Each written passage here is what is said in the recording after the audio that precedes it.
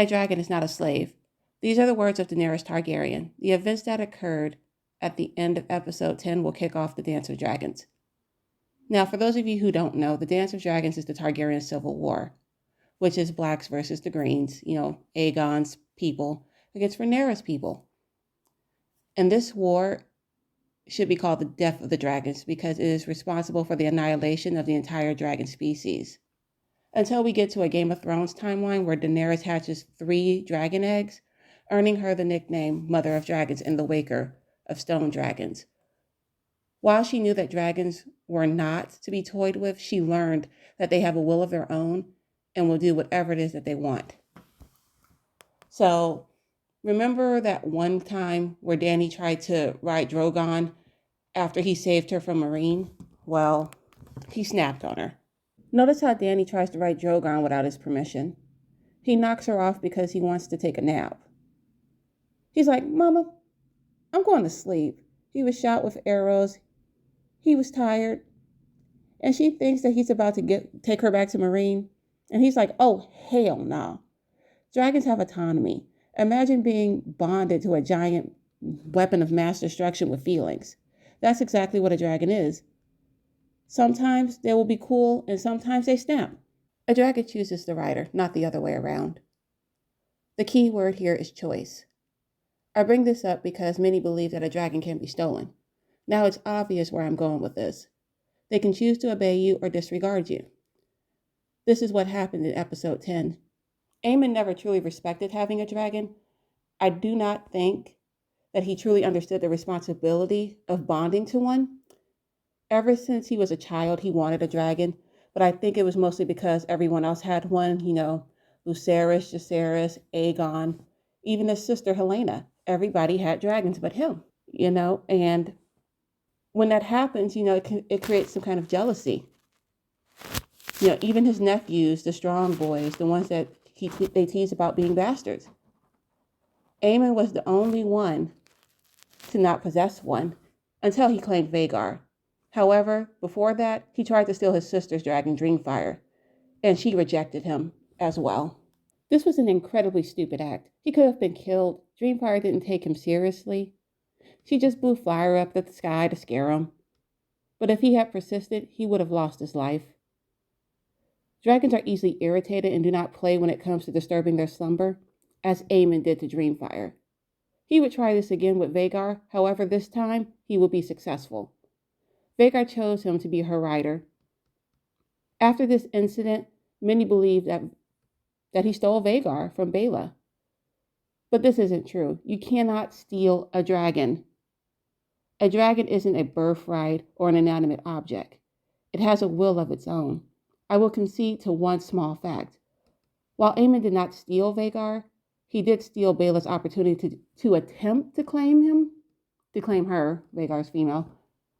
Whether or not Baela would have been chosen by Vhagar is unknown, and we will never know. No one knows how or why a dragon chooses a certain rider. But what it is known is that the bond is for the entire life of the rider.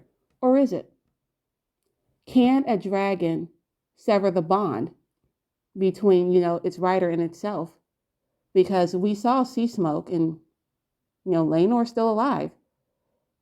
Is Sea Smoke still bonded to Laenor?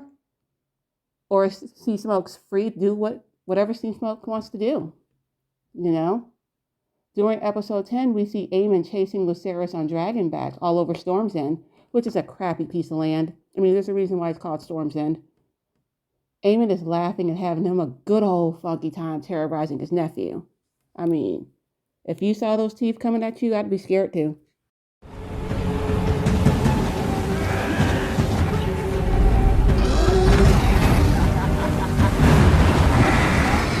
How immature. He's using a dragon as a toy and an instrument of torment. I understand that he's still pissed for losing an eye, but he's doing way too much. In an attempt to protect himself, Arax hurls a baby fireball at Vhagar. Vhagar takes this personally. Lucerys attempted to stop Arax from doing so by telling him, no, serve me, but that dragon's too scared. The frightened young dragon attempted to defend himself, and it was a rookie mistake, considering that Vhagar is massive and Arax is barely the size of one of Vhagar's feet. I kid you not. Arax is so tiny in comparison to Vhagar. Vhagar takes his shot very, very personal. He's like, fuck them kids, I'm about it now. War crime general in effect. And she charges at Arax and Lucerys against Aemon's wishes. Aemon kept being like, serve me, Vhagar, serve me. And Vhagar didn't give a shit. She did what she wanted to do, and that was get revenge.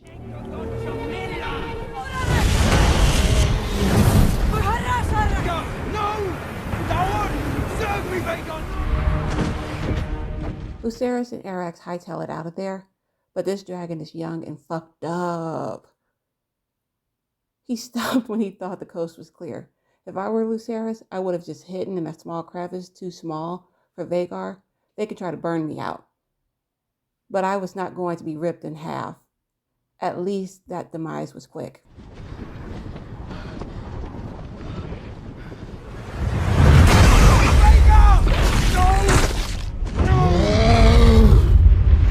I don't blame Lucerys and Arax for being scared. If I saw those jaws chomping at me, I'd freak out too.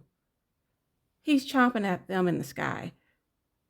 And dragons have the ability to feel what their rider is feeling. And in some ways, the dragon will take on the personality traits of their rider. If the rider is in fear, the dragon will act accordingly. But if the rider is in a reverie that is induced by violence, the dragon will sense that and act upon that emotion. Notice how I said rider and not master. This is why one should never think of a dragon as a servant. By the look on Aemon's face, it is clear that he was only toying with Lucerys and had no intentions of killing him. But when you play stupid games, you win stupid prizes. And his prize will be war. The bloodiest war in Targaryen history. One that will have many casualties. It will claim the lives of nearly all the Targaryens and dragons. Aemon believed that a dragon was like a slave meant to serve. He was proven wrong. Dragons choose to disregard the rider. Hell, they even turn on their riders. Remember when Dany had Viserion and Rhaegal turn on her in the crypts? To further prove my point of dragons' temperament and how they will choose to disregard you and even snap. Remember that time when Drogon nearly took Dany's hand off? When she tried to control him when they were eating with the other dragons? A rider's emotion can seduce and influence a dragon's actions, but it cannot control them, because a dragon has a choice. When Dany finally defeated Cersei at King's Landing, she gave a rousing speech at the burnt and decimated King's Landing. Drogon was hyped. He was into what Dany was saying, and that's his rider.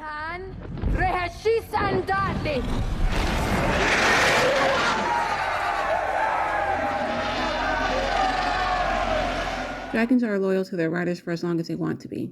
The relationship between dragon and rider is just like they like one person more than they do anyone else.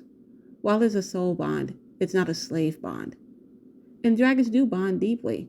Like you saw with Daemon and Caraxes. When Daemon was shot with an arrow, Caraxes roared and felt it.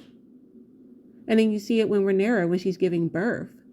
You see Syrax screaming like she's giving birth. It's a very deep bond, but it's not a bond of servitude. And I think the mistake that Aemon made was that he didn't take it as seriously as he should have. He allowed his hubris to blind his judgment. He was there, at Storm's End to be an envoy, to rally troops for the Green's cause. But he let the opportunity to torture a little boy get in the way of his mission, and it cost him greatly.